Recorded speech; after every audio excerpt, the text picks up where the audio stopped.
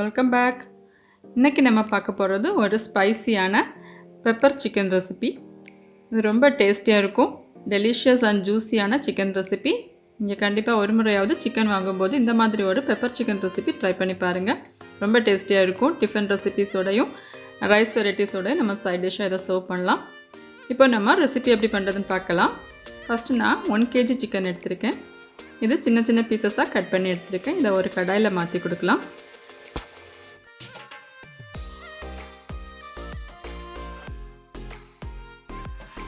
இப்போ இதில் 2 table spoon அளவு பெப்பர் பவுடர் ஆட் பண்ணி கொடுக்குறேன். கூடவே 1 டேபிள் ஸ்பூன் பெருஞ்சீரகம், அது வந்து லைட்டாக மிக்சியில் க்ரஷ் பண்ணி எடுத்தது. கூடவே 1/4 டீஸ்பூன் ஜீரக பொடி, 1/2 டீஸ்பூன் மஞ்சள் பொடி, 2 பச்சை மிளகு சேர்த்துருக்கேன்.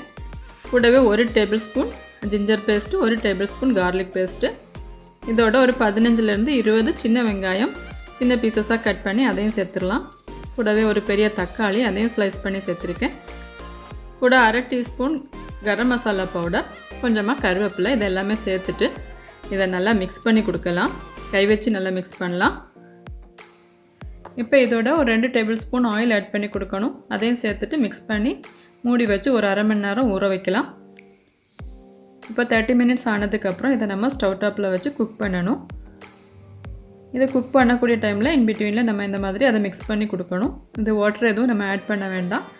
ஆட்டோமேட்டிக்காக இந்த சிக்கன்லேருந்து வாட்டர் ரிலீஸ் ஆகும். ஸோ நம்ம ஃப்ளேம் வந்து ஹையில் வச்சாலும் பரவாயில்ல, அல்லது மீடியம் ஃப்ளேமில் வச்சும் நம்ம இதை குக் பண்ணலாம். இது 15 to 20 மினிட்ஸ் ஆகும் இந்த சிக்கன் வந்து குக் ஆகிறதுக்கு. இப்போது இந்த சிக்கன் குக் ஆகட்டும். இதை வந்து நெக்ஸ்ட்டு ஸ்டவ்வில் நம்ம மாற்றிருக்கோம். ஸோ இதில் வந்து இன்னொரு பேன் வச்சுட்டு அதில் ஒரு 2லேருந்து 3 டேபிள் ஸ்பூன் அளவு கோகோனட் ஆயில் ஆட் பண்ணி கொடுக்குறோம். அதோட ஒரு சின்ன பீஸு கருவேப்பட்டை, 2 ஏலக்காய், 2 கிராம்பு சேர்த்துருக்கோம். அதிகமான கரம் மசாலா நம்ம ஆட் பண்ண வேண்டாம். கூடவே 1 டீஸ்பூன் அளவு நான் க்ரஷ் பண்ணி வச்சுருந்த பெருஞ்சீரகம் ஆட் பண்ணியிருக்கேன். இதோட 1 டேபிள் ஸ்பூன் அளவு ஜிஞ்சர் கார்லிக் பேஸ்ட் ஆட் பண்ணுறோம். இது ஆயிலில் லைட்டாக சாட்டே ஆனதும் ஒரு 2 பெரிய வெங்காயம் ஸ்லைஸ் பண்ணது அதையும் சேர்த்துட்டு கூடவே 1 டீஸ்பூன் உப்பு சேர்த்து நம்ம இதை வந்து வதக்கணும். ஆனியன் வதக்கும் போது நம்ம உப்பு சேர்த்து வதக்கணுன்னா இது ஃபாஸ்ட்டாக குக் ஆகும். அதனால தான் நம்ம ஃபஸ்ட்லேயே வந்து இதில் உப்பு சேர்த்துருக்கோம். இதோட ஒரு கையளவு கருவேப்பிலை நம்ம ஆட் பண்ணுறோம். இப்போ நெக்ஸ்ட்டு ஸ்டவ்வில் வந்து நம்ம சிக்கன் குக் ஆகிட்டுருக்கு. அதையும் நம்ம இன்பிட்வீனில் ஜஸ்ட்டு மிக்ஸ் பண்ணி கொடுக்கலாம். இதில் ஸ்பைசினஸுக்காக நம்ம பெப்பர் தான் ஆட் பண்ணுறோம். இந்த பெப்பர் சிக்கனுங்கிறதுனால சில்லி பவுடர் எதுவும் ஆட் பண்ண வேண்டிய அவசியம் இல்லை. இப்போது நம்ம ஆட் பண்ண வெங்காயம் நல்லா வதங்கி நல்லா சாஃப்டாக வந்திருக்கு. இந்த டைமில் ஒரு பெரிய தக்காளி ஸ்லைஸ் பண்ணது அதையும் சேர்த்துட்டு இந்த ஆனியன் தக்காளி எல்லாமே நல்லா மேஷ் ஆகணும். அதுக்கப்புறம் நம்ம வந்து மசாலா பொடிகள் சேர்க்கணும். இதில் வந்து 1/2 டீஸ்பூன் மஞ்சள் பொடி, 2 டீஸ்பூன் மல்லிப்பொடி சேர்க்குறோம். கூடவே 1லேருந்து 1/2 டீஸ்பூன் அளவு பெப்பர் பவுடர் ஆட் பண்ணலாம். நமக்கு ஸ்பைசினஸுக்கு தகுந்த மாதிரி ஆட் பண்ணணும்.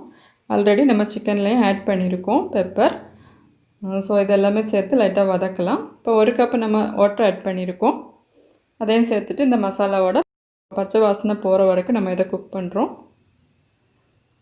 இப்போ இது நல்லா குக் ஆகிடுச்சு. ஸோ நம்ம ஆல்ரெடி ரெடி பண்ணி வச்சுருந்தா சிக்கனையும் இதில் சேர்த்துடலாம். சேர்த்து இதை நல்லா மிக்ஸ் பண்ணி விடலாம். இது கிரேவி வேணும்னு நினச்சிங்கன்னா கொஞ்சம் வாட்டரியாக நம்ம ப்ரிப்பேர் பண்ணலாம். நான் இதை வந்து செமி கிரேவியாக தான் ப்ரிப்பேர் பண்ணியிருக்கேன். இப்போ இதில் ஒரு 7லேருந்து 8 கேஷ்யூஸ் வந்து கொஞ்சமாக வாட்டர் சேர்த்து கிரைண்ட் பண்ணி ஒரு பேஸ்ட் இதில் ஆட் பண்ணியிருக்கேன். அல்லது 1/4 கப்பு நீங்கள் கோகோனட் மில்க்கும் ஆட் பண்ணலாம். அதை ஆட் பண்ணும்போது இந்த மசாலாவோட பிட்டர்னஸ் தெரியாது. அதுக்காக தான் நம்ம இதை ஆட் பண்ணுறோம். இப்போ இது சேர்த்துட்டு ஒரு 2-3 மினிட்ஸ் குக் பண்ணால் போதும். அதிக நேரம் குக் பண்ணால் இது ரொம்ப திக்காயிரும். இப்போ இது மேலே நம்ம நறுக்குன மல்லியில் தூவிட்டு சுவிட்ச் ஆஃப் பண்ணிடலாம். இப்போ நம்மளோட spicy and delicious pepper chicken ready ஆகிடுச்சு.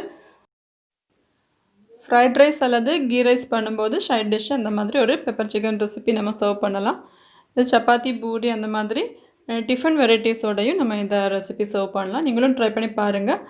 பார்த்துட்டு உங்களோட ஃபீட்பேக்ஸ் அண்ட் கமெண்ட்ஸ் எனக்கு தெரியப்படுத்துங்க. இந்த வீடியோ பிடிச்சிருந்துன்னா மறக்காமல் லைக் பண்ணுங்கள், ஷேர் பண்ணுங்கள். நம்மளோட சேனல் இதுவரை சப்ஸ்கிரைப் பண்ணாதவங்க மறக்காமல் சப்ஸ்கிரைப் பண்ணி சப்போர்ட் பண்ணுங்கள். தேங்க்யூ.